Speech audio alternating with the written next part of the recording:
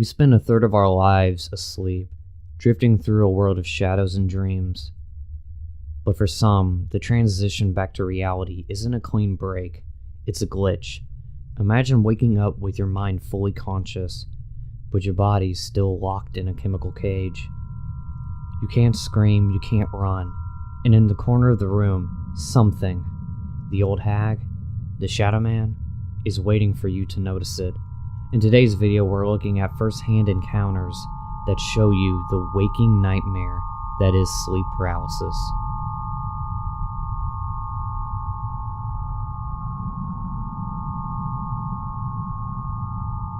Sleep paralysis for me, apart from the obvious paralysis part, is usually accompanied by sheer, unimaginable fear. It takes different forms, but it tends to be a pitch-black creature of some sort.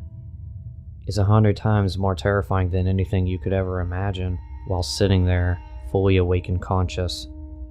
You visualize this thing, which you have no escape from. You might try to speak or move, but you never know if you're really doing it in real life or in this semi-dream state. I remember once waking up in sleep paralysis and trying to call to someone, and hearing my brother on the other side of the door asking me if I was trying to talk to him. My brother doesn't live with me, but it seemed absolutely real at that moment.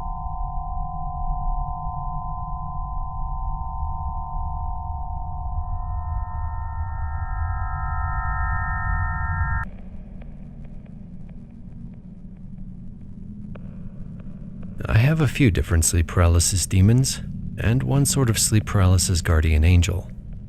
The demon ones are usually shadowy figures standing over me. The worst one was when I was lying on my side with my back to the bedroom door, and it felt like someone got into the bed behind me. Under the covers, they put their arm around my waist. Then it felt like they were cuddling into me, and I could feel their breath on my neck. I'm trying not to show I'm panicked, because it feels like I'm getting cuddled by a skeleton with claws. It felt like this thing was moving in closer to kiss me behind the ear. And worst of all, it whispered, "Not yet. You're not ready yet. I'll come back when you are." It felt like it was telling me it was coming back when I was about to die. My sleep paralysis guardian angel was a weird experience. I'd been getting sleep paralysis for about 18 months, so I could usually tell straight away when it was happening. At first, I thought this was the usual demon thing beside my bed. But when I looked properly, I realized I could see a man kneeling next to my bed smiling at me. It wasn't a creepy smile, more like a parent coming in to check on their kid. He looked like he was dressed in a 50s-style suit and hat. He didn't say anything, although I got the sense he was letting me know everything was all right, and he'd look after me.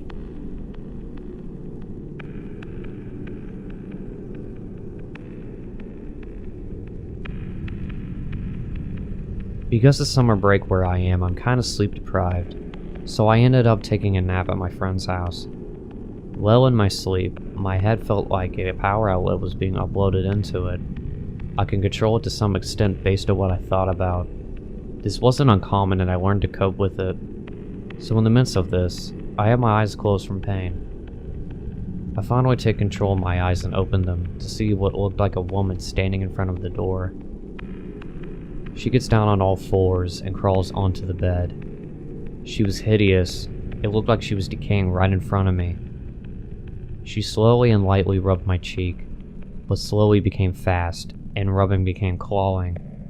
It gets cloudy from here, but from what I remember, she reaches into my chest and rips my heart out. It felt so real. I started forcing myself to move and I woke up screaming. My friend burst into the room. I simply told him my story. I was physically and mentally shaken.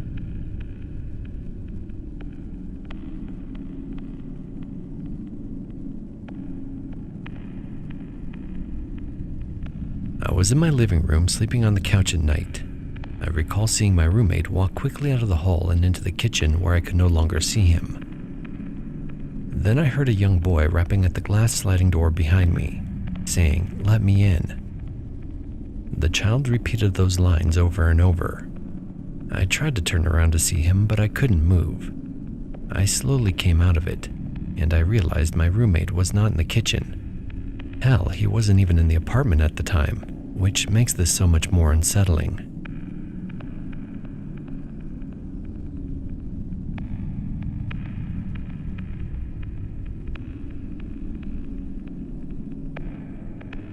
I used to have sleep paralysis on a monthly basis. Most of the incidents were basically the same. I'd be sleeping on my back. I could see the room, but I couldn't move my eyes. Usually dark figures would appear in my peripheral of my vision. The figures would terrify me. I had to scream myself awake, usually starting as a low growl and developing into a scream. But a few occasions stand out. Once I had a dark figure whisper in my ear. It was some sort of nursery rhyme. The craziest part is that it was in mono. I could only hear it in the ear that it was being whispered into. The scariest was when I was surrounded by dark figures and they were stabbing me in the abdomen. The pain was so intense that I went to the hospital that morning because my appendix had burst.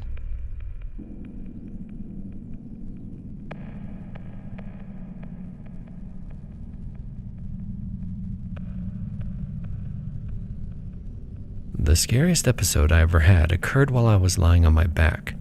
It was clear as day. I hallucinated a mouse running over my body. I was in college and my dorm room was messy as hell, so I thought it could actually be real. I didn't think it was a big deal at first. Then I realized I was starting to have trouble breathing. I looked down and saw a very large black snake wrapping itself around my torso.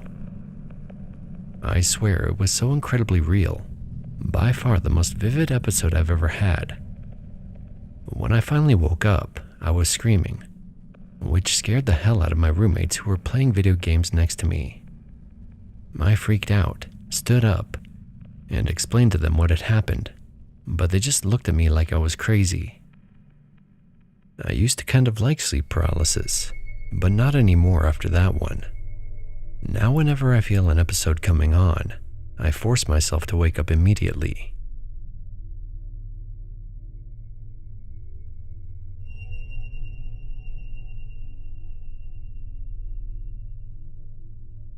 I hear my back door being forced open. Lying on the couch, I can't stir myself. I hear hurried footsteps crossing the linoleum in the kitchen. Then the hardwood in the dining area, getting closer to where I am in the living room. I can't move. I can't even yell out. I managed to regain consciousness at the last possible moment, before I likely suffocate due to my sleep apnea. This happens about 50 to 70% of the time I pass out drunk on the couch, 100% of the time if I'm on my back. I know someday I'm going to die like that, not from an actual intruder, but dreaming of my end and then realize it while I'm suffocating.